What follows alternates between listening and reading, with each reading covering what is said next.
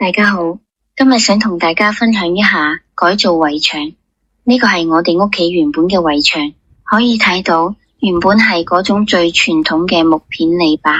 因為經年累月嘅日曬雨淋，木頭已經嚴重腐爛斷裂，不但起唔到保護隱私嘅作用。老實講，每日回家睇到呢片殘破嘅牆，心情亦都有啲沉重，所以我決定唔再只係修修補補，而係要徹底改造，俾佢一個全新嘅面貌。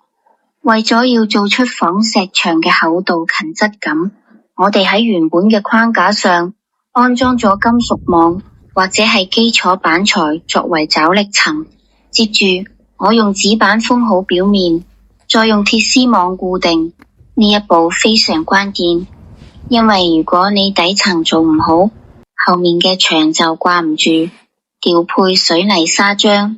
均勻咁塗抹喺牆面上。牆上一塊塊嘅石塊，並唔係真係石頭貼上去嘅，而係我用手工一筆一畫刻出嚟嘅。我模仿咗天然石材嗰種不規則嘅邊緣，有嘅地方深，有嘅地方淺。我特登設計咗大小不一嘅排列方式，並喺石縫嘅部分加深線條，咁樣做出嚟嘅立體感先至會強。呢個過程好似做大型嘅雕塑，每一塊石磚嘅邊角都要磨得圓潤一啲，俾佢睇起上嚟似係經過風化，好有歷史感嘅自然石牆，而唔係生硬嘅工藝品。等水泥完全乾透，就進入咗最後上色。我哋用咗塗料進行多次疊加，首先係基底嘅暖白色，接住用海綿同擦紙一點一點咁拍上黃褐色、咖啡色，甚至係深灰色嘅陰影。點解要咁麻煩？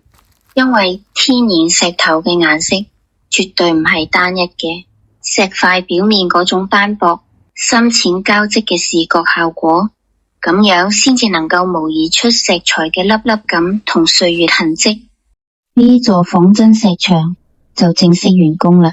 從原本破損嘅紅木籬笆變成而家呢一座厚實、充滿藝術感嘅石紋牆。呢一個唔僅僅係外觀嘅提升，更重要嘅係佢非常耐用，唔使擔心好似木頭一樣會腐爛。如果你屋企亦有舊牆想翻新，不一定要拆掉重建，透過手工藝嘅創意，舊牆亦都能夠煥發出全新嘅生命力。